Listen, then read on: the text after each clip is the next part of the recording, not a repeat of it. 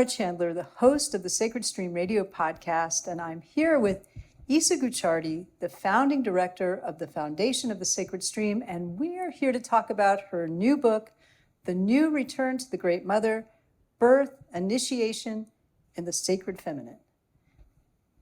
Welcome, Isa. I'm so glad you're here today. Thank you. It's fun to talk about your book. Thank you. I appreciate you being willing to do that. Always willing to do that. I just really wanted to start by reading just the opening chapter from the introduction, because it's very compelling. And it starts, "Open, open, open. This is the clarion call of the midwife to the birthing mother, as she is encouraged to surrender to the new life moving through her. Childbirth is a sacred initiation that requires our full participation, mind, body, and spirit. We will meet ourselves completely, the parts we like and those we try to hide away in the shadows. But we are far from powerless in this process. In fact, there's a deep and unbroken source of power we can align with for support, the power of the Great Mother." That's beautiful. So can you tell me, what drew you to write the book?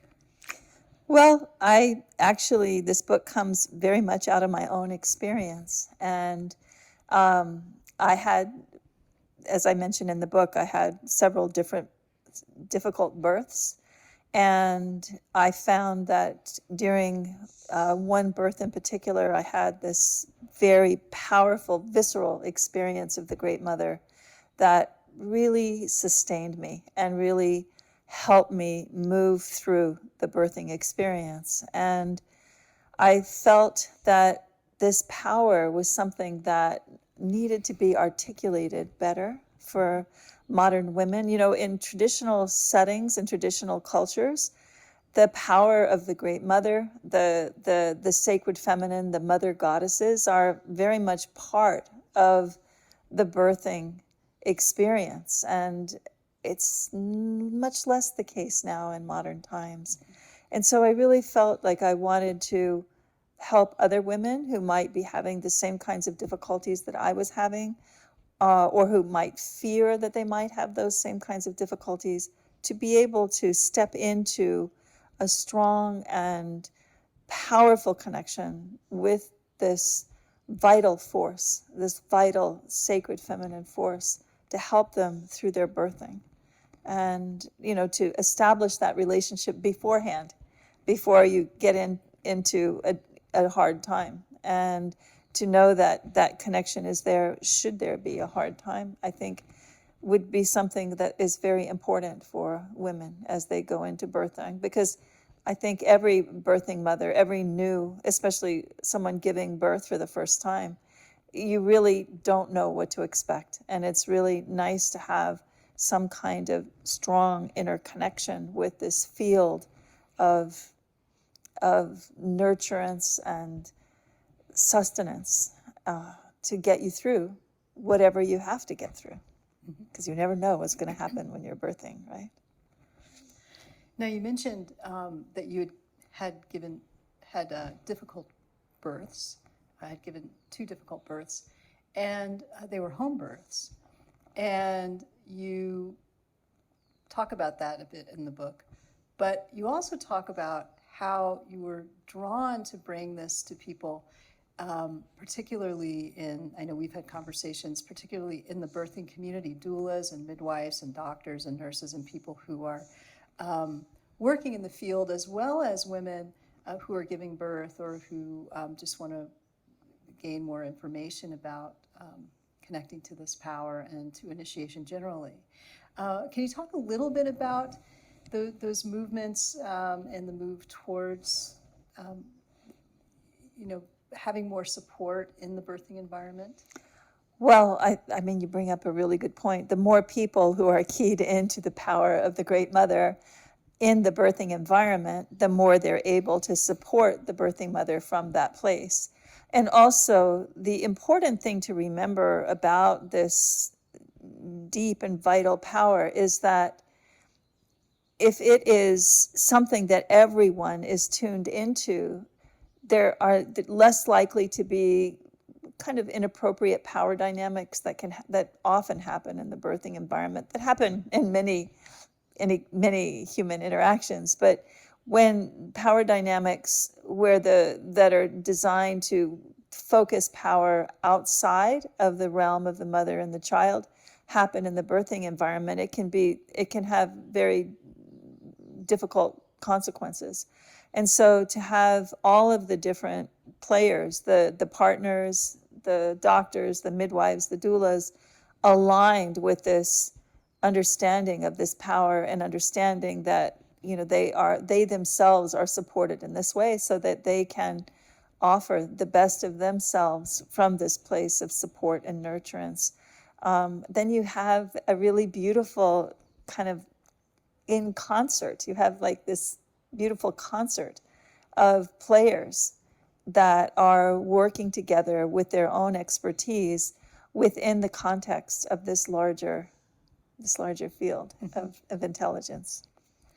And I'm just remembering specifically a conversation we had where you were saying, I gave birth in the 80s, and there was this big movement, towards, having these more supported, non-medicalized births. Not that there's something wrong with giving birth in a hospital, but that there was more and more move towards, having the woman be in an empowered place and giving birth. And you thought, oh, you went on with your life in the 80s and 90s, and you said you kind of got into the 2000s and you realized nothing much had changed, and that women were still kind of missing this, and that you found that the world of doulas and midwives also needed support, and that you were really, I just remember your passion in talking about, like, I have to get this book out because people really need this.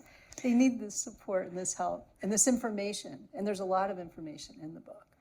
Right. Well, I think that when we, in my youth, I was, much more of a, sort of out on the street throwing stones kind of girl. Throwing stones at the tanks, right? So, and I just, we were all kind of fighting. We were fighting at that time to try to bring essentially the feminine back into birthing. And to do that, we were trying to bring the birthing experience back into the home and into places where women felt comfortable, where they had, where people were adapting to them rather than them adapting to some externalized set of parameters that didn't always have that much to do with birthing, that had more to do with making sure that schedules with the hospital were going smoothly, or making sure that someone else's schedule was going to meet this schedule according to the time that the birth was going to be happening. So it's that takes a shift away from the natural process of birthing when you have interventions that cause a shift away from the natural process of birthing. And so, we were fighting for this. And, in the 70s and 80s, when I was part of this movement, we were very, it was a very radical idea, much more than today. I mean, here in the Bay Area, the idea of a home birth is no longer that radical, but I think in other parts of the country, it's still quite radical. And at that time, it was very, very radical. And, we were, as I say, we were kind of like, fighting, like, we need to have this, we need to bring this, we need to do this radical thing. And I thought that we had kind of, we had fought hard, and we had created this possibility for women to have the kind of birthing choices that they want, including a home birth. They may want to be in a hospital, but they may want to be at home as well. So I really thought that had gotten taken care of. And as you say, once you've given birth and your children have gotten to school age, and for me, I waited for my children to go back to go to school before I went back to work. And I had that luxury. I was very lucky to be able to be home with my children when they were young. And I also made a point of creating my working life around their school schedule so that I could always be with them. And so my life was lucky in that way, you know. But then I started realizing among my students and my clients that they had not really been able to take advantage of what I thought were the strides that we had made. And and then I also realized in my older wisdom that, you know, throwing rocks at tanks doesn't really work. And that might have been part of the problem, right? And so I realized that actually the battle lines needed to be drawn inward. They needed to be moved. We're not out here fighting the system. We are internally cultivating another type of power that we can hold on to no matter what is going on in the external system, whether we're having an emergency C-section, whether we're having a home birth with a birthing tub, whatever we're doing, we still have that same consistent connection with the Great Mother. And that is the place to hold power. That is the place to make the stand, not out on the street, shaking your fist at a system that is not listening. Right. Right. So. Well, that's really, really an excellent point. And what I found in the book is that there is no, you show no preference for, home birth or hospital birth. You're really, really about what's best for the mother and what she wants and what feels safest and most comfortable for her and what feels most empowering. So for some people, it might be a birth in a hospital because you feel safer for whatever reasons. Or for other people, it might be that you want a home birth because you want to be at home and surrounded by your friends and family or whatever it is. And so it's really emphasized in the book, as you said, that it's the personal choice of the mother and partner, if there's a partner, what they feel most comfortable with. And the key is that aligning internally and being really in your power and comfortable and feeling that support coming through and being able to access that support coming through, which is really clear in the book. And actually being able to know what choice you want. I think for a lot of people, it's hard to know what they want. And that's the reason that I issued this book, because in the first book, it was really about connecting with the Great Mother. And then I realized there's a lot more information that people need in order to know themselves, to know their own bodies, to understand the power, the creative power that their bodies has been guiding them with their whole lives. And a lot of times what happens is that women get into the birthing environment and they haven't really understood the power of their bodies in the way that becomes very, very evident in the birthing process. And if you can have this education about your body and about what your body is showing you throughout your lifetime, then when you get into the birthing environment, it doesn't seem so separate from everything else. And that's why I added the information about the initiations that a woman's biology brings her through, as her biology brings her through from one transition to another transition, from being born, being a water being and coming in to the world in the air and being independent, and then puberty, where as she leaves childhood behind and steps into adulthood, and then the initiation of every menstruation, every menses is showing her this tremendous creative power that aligns her with the moon, with the earth, and that is very much a part of her psyche. And then, of course, the sexual encounter with the other is another major transition as one moves from being held within a individualized way of being into being in union with another. And then, of course, the initiation of childbirth, which is all about extending that experience of the other even more fully to include the needs of another being as being more primary than one's own needs, or hopefully not more primary, but as primary. I think many of us as mothers tend to sacrifice a little bit too much. Right. Then, of course, moving into menopause, and then moving into our own deaths. And all of these are moments in our biological experience that open doors of spiritual understanding. And if you can put birthing within that context, then you're much better prepared to know what you want and to know what you need. And that's why I really wanted to expand the book to include that information. So, I think the initiations portion is invaluable. There's some that there's some great stories in there, and it's expanded in a number of ways. But just speaking about initiations for a moment, I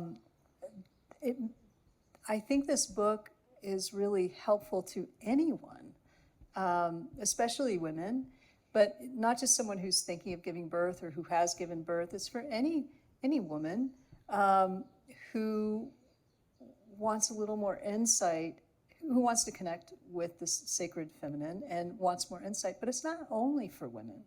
It's for men who want to learn more about the sacred feminine. And I think it would speak to them in different ways as well, and non-binary folks and trans folks. I think everyone can find something in this by accessing the sacred feminine, understanding that there's a sacred masculine and that there's sacred everything in between. And also, but you're bringing into balance the sacred feminine back into the world where it's been out of balance, and you talk about that in the book. But the initiations portion is really helpful. I think it's really going to help a lot of people just to think about different parts of their life that are initiatory. And this is common to so many cultures, traditional cultures and shamanic cultures and older cultures, but that we've lost touch with. As you mentioned, death, puberty, your own birth. If you're a man or a partner of someone, even though you haven't given birth, the birth of your child, a child that you're participating in bringing up. It's so rich. Right. I mean, I think that, people tend to be alienated from their bodies in this culture because of the way in which the culture objectifies people's bodies and I think over sexualization of the body as this sort of object of sexuality, rather than just understanding the body in all of its forms, in all of its functions, in all of its ways of being. And of course we have all of these stereotypes of body types, this is a good body type, this is a bad body type kind of thing. And so many people are at war with their bodies because they are not fitting into their idea of what their body should be. And the way that they're thinking about how their body should be is a function of cultural messaging that can be skewed. And so people really, the last thing they think about is their body being as a teacher. Often people are thinking of their body as something that they have to either get away from or change or something that they don't really understand or are not connected to. And if you get into that situation, if you've had that relationship to your body, when you step into the birthing environment, you're going to have some difficulties. Right. It would be unusual not to, right? Right. And in the initiations portion, you offer some exercises that are really simple to do and really helpful to do. And there again, anyone can do them. Right. Anyone can do them in relation to their own this time in their lives. So I thought that was helpful. Yes, I think it's really important to emphasize that inclusive quality, even though we're focusing, on birth. This is, everyone has the possibility to mother something, right? If you've never given birth, you may be tending a garden, you may be writing a book, you may be, nurturing a nonprofit, you may be, taking care of someone who is dear to you, who needs your help. There's all these ways in which we can express the power of the Great Mother in our everyday lives, and to learn how to align with her more fully so that we can be better caretakers and caregivers, and so that we understand that caregiving and caretaking is a powerful statement of nurturance, of support, and that it is something that is valuable beyond measure, and which is not always the way that people think about caretaking and caregiving in this culture. And I think we need to return the respect for one's capacity to nurture and to love and to offer sustenance to any kind of a creative project, any kind of a person, one's own ideas, one's own body. There are many different ways of expressing and being with the power of the Great Mother. And we happen to be focusing primarily on, not primarily, but, there is an emphasis on birth here, but there are many, many other ways of aligning and expressing that alignment. And that comes across in the book. It really comes across in the book. I want to talk just a moment about about you. And I know she doesn't like to talk about herself, but in context to the book, you've lived in 11 countries. You speak 6 languages. You know probably words in every language, from what I can tell. and you have a background in linguistic anthropology. You have a background in comparative religion and in a Ph.D. in psychology. And you were a translator. You ran a translation company for a number of years. And there are things in this book, and I've known you a long time, and there are stories in this book that I had not heard before that are absolutely, just beautiful and so illustrative of the need for connecting to the divine feminine in this way. And you talk about you've worked as a translator helping women from different cultures, and you were a medical translator for a while. So can you tell maybe one of those stories? Sure. If you want to read it, or if you want to just sure, I could tell you. It's so funny that you're saying that because I have so many stories that I never tell. Yeah.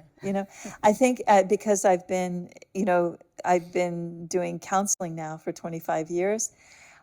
I know so many stories. I know so many people's experience, and I can't say a word about it. Right? Well, we're talking about your stories. Translating for, but those are those people's stories too, right? Yeah. They aren't just my stories; they're other people's stories. I see. So right. I tend to hold with great respect other people's experience, and so I don't like to even though in this book we are bringing forward many, many, many people's experience, it's with their permission and with their with great appreciation. Right. And so, I've always felt as an interpreter, that I had a sacred task to truly convey in as clear a way as I could another person's experience to someone who would not be able to understand it otherwise. And I think that,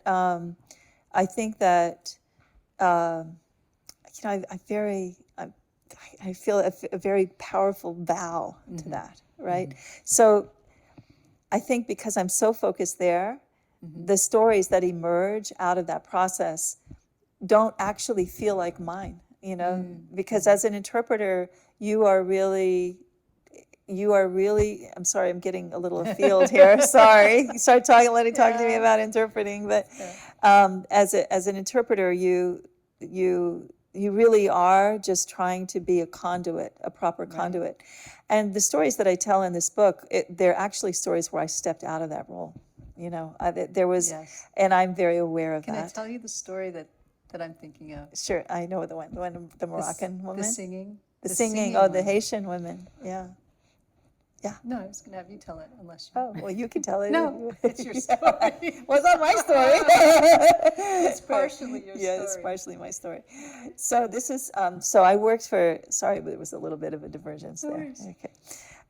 So I worked for many years, well, several years, in a poverty law clinic on the East Coast. And I was hired as a paralegal. But as soon as they found out I spoke Spanish and French, I never left the court and I never left the hospital, because they had such, especially, you know, that was in the 70s, and it was radical for an American to speak another language. And the whole industry of interpreting and translating had really not been any type of focus here in the States. And so there was this huge influx of Haitian and, you know, and people from the Dominican Republic and these other Spanish-speaking cultures in the Caribbean. And then also there was this large community of North Africans in this community. So I spent all of my time interpreting. And the problem was that in all of the cultures that I was in, sorry, I'm getting involved with language again. In all of the cultures that I was interpreting, there was the main culture, which was either French or Spanish, but then there was also the Creole. And so I was always trying to keep up, you know, and this particular story, I was not sure what was totally being said, because as she got further into her labor, the Creole became dominant, and which is kind of a combination. It's a combination of different languages, and so there was some French in it, so I was able to get some of it. But she had these friends that had come with her to help her, and the hospital had said, no, you know, you're not allowed to have these people in here, in the birthing, you know, you're going to be here by yourself, you know, and, you know, she started getting very upset, and, you know, I was doing that. This is where I kind of stepped out of my, you know, I kind of betraying my vow, right? But I felt like it was really important, you know, and the shift changed, and this nurse, who was a little bit more open than the one who had been before, came in. I could see that she was like, oh boy, this is gonna be intense. And I said, well, look, you know, could you go try to get permission? You know, this would be really helpful for her to have her friends here, would make a huge difference. And she kept saying, I need the songs. And I kept thinking, I'm translating this wrong, because there was the word and I was translating it, but I didn't know what she meant. And I said, she needs the songs. And the nurse is looking at me like, yeah, what? And I said, can we just try to get these other women in to help her just for a little bit, even just for a minute? And so she went and she got permission. And it was really interesting, because I remember going out into the waiting room, and they knew I was coming. They all just, like, I didn't even get to them, and they stood up and they were like, Ready you know, go. they were like, you know, I'm like, okay, here we are. And they were all humming, and they came into the room humming. And it was a pretty magical thing that she immediately relaxed. She had been just like on tenterhooks. She'd been just like unable to relax, unable to progress. She was just like really just like her nerve endings were just on fire. And when they came in with the songs, I realized, yeah, I had been translating correctly. There were songs, right? And so she started humming with them, and she started, her cervix started opening, and pretty soon we had a baby, right? And amazing. it's a pretty amazing. And she said, you know, I think it's just so stunning, you know, that she needed the songs. Yeah. But these are the songs that were sung at her birth. Yes. and at the birth of Yeah. her ancestors. Yeah, I know. It's really amazing. There was this really tall, thin woman who educated me, who schooled me, and said,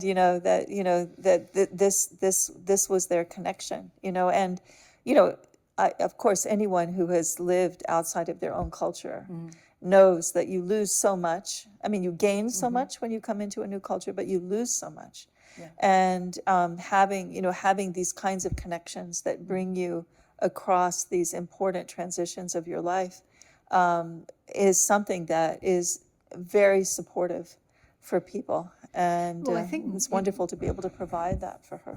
Sorry, more than that, because I would imagine that not only, is it supportive, I can only imagine that coming from her culture into our culture, where you get in this sterile, room with a bunch of men, mostly in the 70s, Oh, yeah.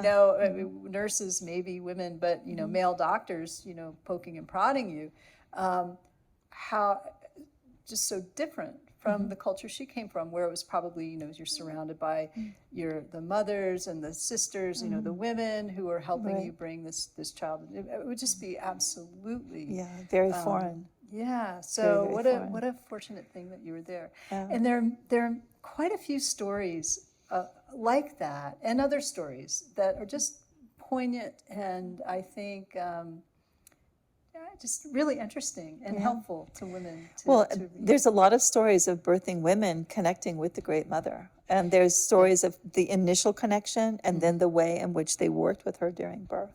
Right. And so these are the initiatory stories. And then you get into where some of your students who are therapists and doulas and midwives, who are sharing their stories of connecting their clients to the Great Mother, and then they tell the story.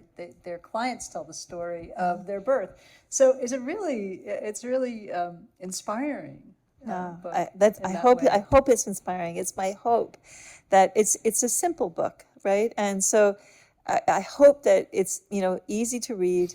And it is inspiring to women to realize that they can give birth in a new way, and they can know what their choices are, and that they can hold on to their power no matter what's happening, and that they can have this connection with the Great Mother that can guide them throughout their life, and throughout all of the other changes that their bodies bring them through.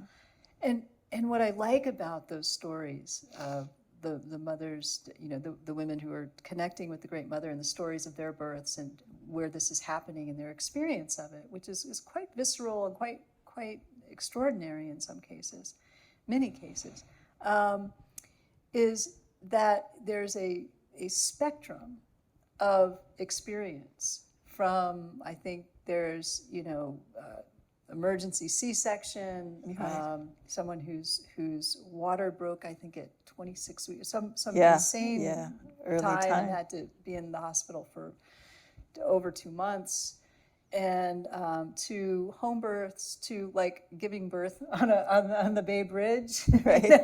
So every woman can find themselves in those stories, because it's not limited to any one place or time, but all show how to draw on the power of the divine feminine, of the sacred feminine, and also, which is your own power. And I think that is what the book illustrates too. It's your birthright, whether you've lost it or not. Right, you're connected. Yes, connecting deeply into through yourself. So, it's really, really wonderful. Now, this book is really a companion to several of your training programs, some of your classes. Do you want to talk a little bit about that? This book actually emerged out of my classes. Yes. Yeah, and I started teaching classes on the Great Mother, and the first class I taught actually was tracking spirit in the birth environment, because it was my older self's way of confronting the issue of the lack of empowerment of women in the birthing environment.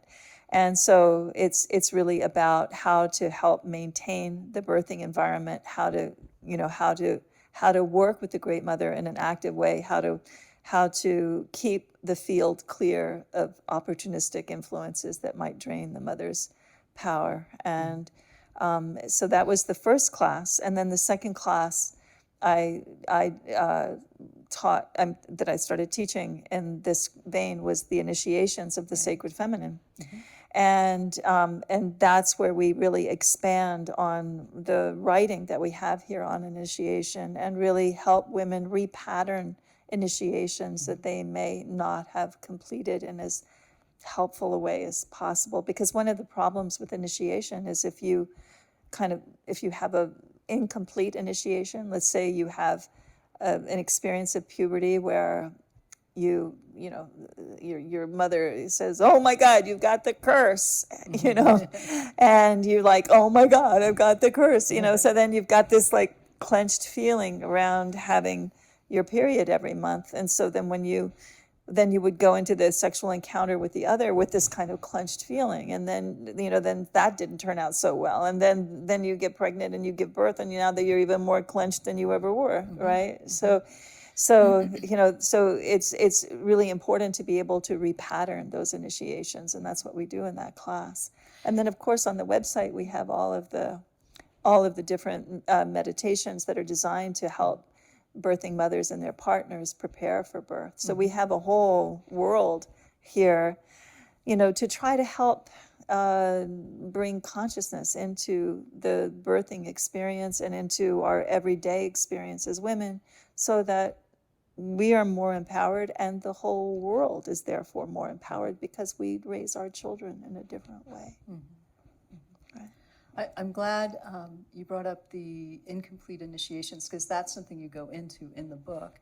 And you really, and the exercises that are offered in the book are really about being able to go back and understand if there were any initiations where you got stuck, where you were not able to complete them, so that you can then complete them or correct that, so that, because as I think you say, if one is not, if you're stuck at one, or if you haven't completed one, it really affects your future initiations on into menopause and even death. So it's especially death. Yes, that's a whole other podcast episode, which would be fun to do. It'd be interesting. Yeah.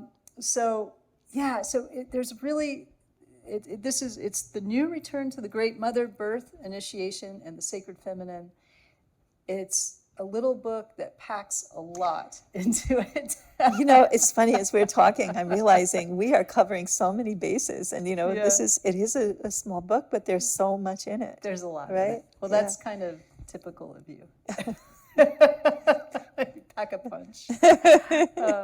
So great to have you on today to talk to you about the book. Thank you. And we will do it again soon. All right. Well, thank you so much. You bet.